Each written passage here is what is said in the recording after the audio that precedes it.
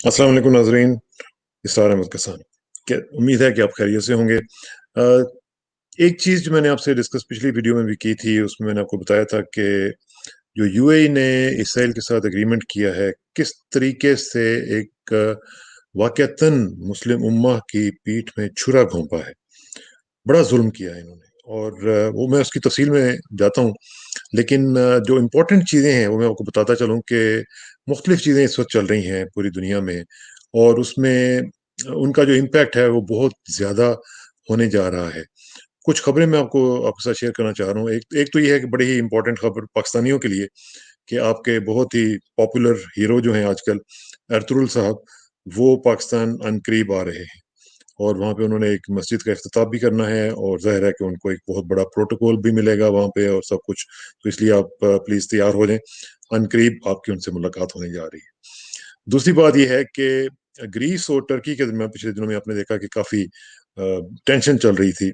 और eastern Mediterranean का जो इलाका है, जिसमें वहाँ पे एक्सप्लोरेशन का एक सिलसिला चल रहा था टर्की की तरफ से, तो ग्रीस के भी शिप्स वहाँ पे जा रहे थे और वहाँ पे काफ़ी क्लैश का खतरा था। तो अब फाइनली अल्हम्दुलिल्लाह दोनों ममालिक ने एग्री किया है कि वो इस किसी भी किस्म के एक्सीडेंटल खतरे से बचने के लिए एक दूसरे से मुलाकात करेंगे, एक दूसरे से जो मामलात हैं उनको तय करने की कोशिश करेंगे।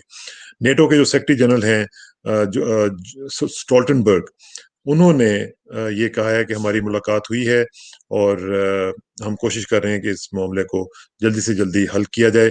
और साथ ही जो जर्मनी की एंगला मर्केल हैं, उन्होंने भी इस मामले में अपना एक रोल प्ले किया। उन्होंने फ़ोन किया है टर्किश प्रेसिडेंट तैयब अर्दवान को, और उनसे कहा है कि इस मामले को बैठ के एक टेबल पे तो हल करने की कोशिश की जाए।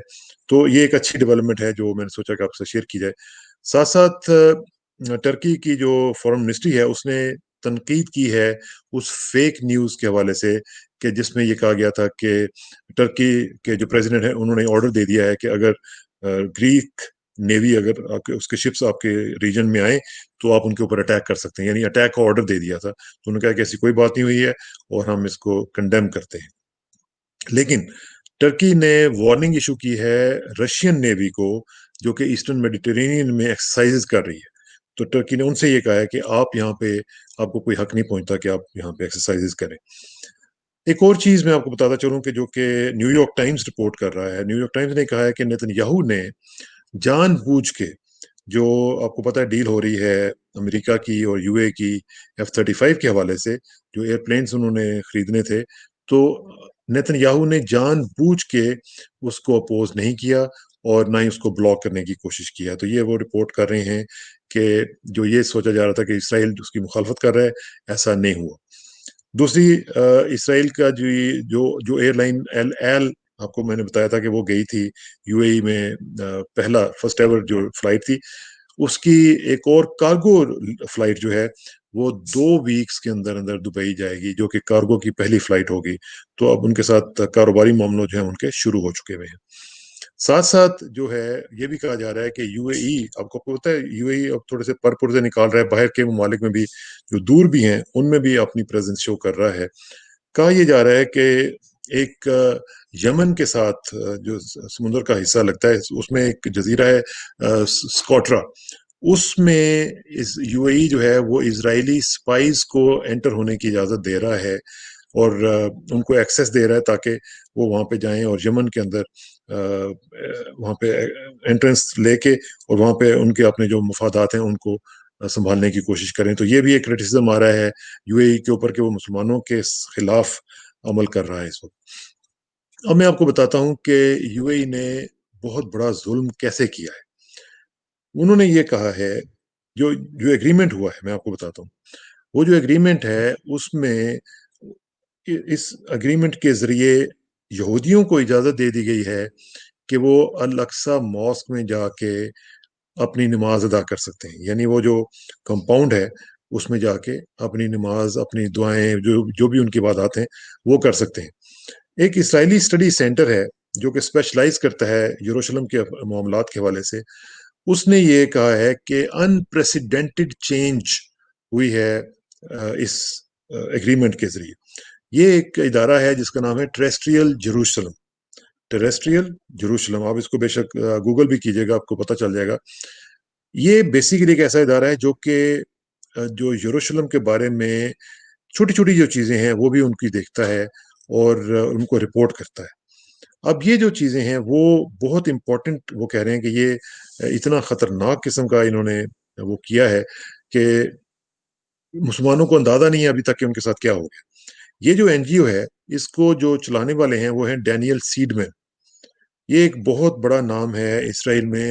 ان کے بارے میں کہا جاتا ہے کہ یروشلم کے اندر ایک اتنی چھوٹی سی مٹی بھی اگر ایک جگہ سے دوسری جگہ پہ رکھی جاتی ہے تو ان کو پتا ہوتا ہے، کیونکہ یہ so concerned about everything happening in Jerusalem. تو اب یہ جو ڈینیل سیڈمین ہے وہ کہہ رہے ہیں کہ یہ ایک بہت بڑا واقعہ ہے جو کہ اس ایگریمنٹ کے ذریعے ہو رہا ہے۔ اب کیا ہوا ہے کہ یہ جو ایگریمنٹ ہے یہ کیا کہتا ہے؟ یہ کہتا ہے جی کہ سگنیفیکینٹ جو چینج ہے، وہ جو سٹیٹس ہے ہولی سٹی کا، یہ اسرائیلیز کی فیور میں چلا گیا ہے۔ کس کی فیور میں؟ یہودیوں کی فیور میں چلا گیا ہے۔ اور جو کوئی ایک امید تھوڑی بہت تھی کہ یروشلم جو تھا وہ فلسطینی ریاست کا دارالخلافہ بنے گا، وہ بھی اس ایگریمنٹ کے بعد ختم ہو گئی۔ کیا ہوا کہ جو ٹو اسٹیٹ سولوشن کی بھی جو بات کرتے ہیں کہ فلسطینی ریاست بھی سائیڈ بائی سائیڈ ود اسرائیل بنے گی، تو اس کا جو دارالخلافہ ہونا تھا وہ تو یروشلم ہونا تھا۔ تو اس ایگریمنٹ کے ذریعے وہ آپشن جو ہے اس کو ختم کر دیا گیا۔ اب وہ کہتے ہیں کہ یہ جو کلوز ہے، جس میں آپ کو پتا ہے کہ جب ٹرمپ نے یہ بات کی تھی تو انہوں نے کہا تھا کہ Muslims who will visit Israel, they can pray in Al-Aqsa Mosque۔ اب انہوں نے یہ نہیں کہا کہ جو الحرم الشریف ہے، جو حرم کا علاقہ ہے، اس میں وہ کر سکیں گے۔ انہوں نے کہا کہ الاقصی ماسک۔ تو یہ جو ہے یہ پہلی دفعہ کسی بھی انٹرنیشنل اگریمنٹ میں یہ کہا گیا ہے کہ الاقصی ماسک rather than الحرم الشریف۔ پہلے یہ کہا جاتا تھا الحرم، میں آپ کو اس کا ڈفرنس بتاتا ہوں۔ ایک الاقصی ماسک ہے جس کا ایک کمپاؤنڈ ہے، اس کے اندر ایک ماسک ہے۔ جو کمپاؤنڈ ہے اس پورے کے پورے کو الحرم الشریف کہتے ہیں، یا انگلش میں کہتے ہیں نوبل سینکچری۔ تو اب انہوں نے یہ کہا ہے کہ صرف اور صرف جو مسجد کا سٹرکچر ہے وہاں پہ مسلمان جا سکیں گے، اور باقی جگہوں پہ انہوں نے کہا ہے کہ جو باقی مذاہب کے لوگ ہیں وہ جا کے وہاں پہ اپنی عبادات کر سکیں گے، جو کمپاؤنڈ کا علاقہ ہے۔ ٹھیک ہے، اب اس کا مطلب کیا ہے کہ جو یہودی ہیں جو جانا چاہتے ہیں وہاں پہ، اور یہی لڑائی ہے ان کی ہمیشہ رہتی ہے، آپ کو پتا ہے وہاں پہ جھڑپیں ہوتی رہتی ہیں، لڑائیاں ہوتی رہتی ہیں۔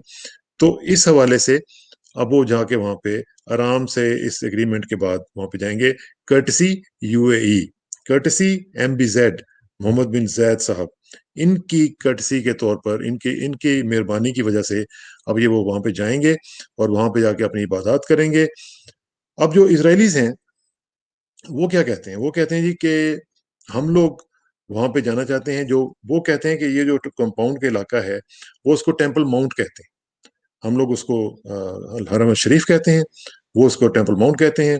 اب یہ جو اس کا مطلب کیا ہے؟ اس کا مطلب یہ ہے کہ Israel is making a significant change to the holy city. یہ جو پورے کا پورا یروشلم کا علاقہ ہے، یہ اس کے اندر پوری کی پوری جو چینجز ہیں وہ اسرائیل لے آئے گا۔ مہربانی کس کی ہوگی؟ یو اے ای کی۔ یو اے کے اس ایگریمنٹ کی وجہ سے فلسطینیوں کے وہ جو کہہ رہے ہیں نا کہ ہماری پیٹھ میں چھرا گھونپا ہے، یہ ویسے ہی نہیں کہہ رہے، وہ بالکل صحیح کہہ رہے ہیں۔ اچھا، اب اس میں جو ایک کلوز میں یہ کہا گیا کہ جی ادر ہولی پلیسز جو ہیں will remain open in Jerusalem for peaceful worshippers. اب اس کا کیا مطلب؟ مطلب یہ ہے کہ جو باقی لوگ آئیں گے، جو یہودی آئیں گے، ان کو اجازت ہوگی کہ وہ اس کے اندر جائیں اور جا کے جو الحرم الشریف کا علاقہ ہے، جو کمپاؤنڈ ہے، اس میں جا کے اپنی عبادت کریں، اور ان کو کوئی بھی کچھ نہیں کہا جائے گا لیگلی اس ایگریمنٹ کے بعد۔ تو یہ بیسیکلی ایک ری ڈیفینیشن آف ریلیجس سائٹس ہو گئی ہے۔ یہ کوئی فیور نہیں دی گئی فلسطینیوں کو، بلکہ as a matter of fact یہ ری ڈیفینیشن ہو گئی ہے۔ پورے کا پورا جو ان کا ایک پورے ماضی میں ان کا ایک سٹینس رہا ہے، اس کو ری ڈیفائن کر دیا گیا ہے again with you a as approval. تو یہ آپ دیکھیں کہ کتنا خطرناک انہوں نے ایک کھیل کھیلا ہے مسلمانوں کے ساتھ، اور مسلمانوں کے لیے انہوں نے ایک دشمن سے بھی بڑھ کے رول ادا کیا ہے۔ اب یہ دیکھیں کہ یہ جو डिवीजन्स हैं, ये किस हद तक बढ़ेंगी, किस हद तक इसका जो मामला है वो आगे जाएगा। क्योंकि इससे पहले हमने देखा था कि आपको याद है कि हेब्रोन में भी इसराइल ने यही किया था। वहाँ पे भी एक इब्राहिमी मस्जिद हुआ करती थी।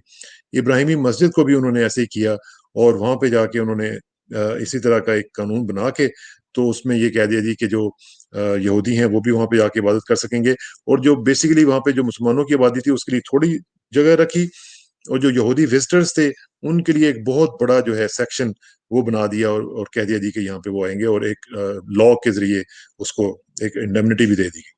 अब ये जो सूरत हाल है ये एक बहुत ही खतरनाक सूरत हाल हो रही है, और जिसकी वजह से मैं समझता हूँ कि एक टेंशन का एक नया दौर शुरू होने वाला है, जो कि यूएस प्रेसिडेंट साहब जो है, प्रेसिडेंट ट्रंप, उन्होंने ये कहा था ना कि डील ऑफ द सेंचुरी। और डील ऑफ द सेंचुरी का मतलब यही था कि ये वाकयातन इस सेंचुरी में सबसे बड़ा धचका लगेगा फलस्तीनी राइट्स को, अल-अक्सा मॉस्क के चाहने वालों को, और जो लोग वहां पे जाके इबादत करना चाहते हैं उनको। क्योंकि अब वहां पे जब वो जाएंगे तो इसराइली जो हैं वो उनके सामने खड़े होकर वहां पे अपनी इबादत कर रहे होंगे, और जो राइट्स ऑफ मुस्लिम्स हैं वहाँ पे अलक्सा में, वो पूरे के पूरे आप समझ लें कि जेपरडाइज हो जाएंगे, और उनको कोई पूछने वाला नहीं होगा। ये होगा सिर्फ और सिर्फ MBZ साहब के ताउन से।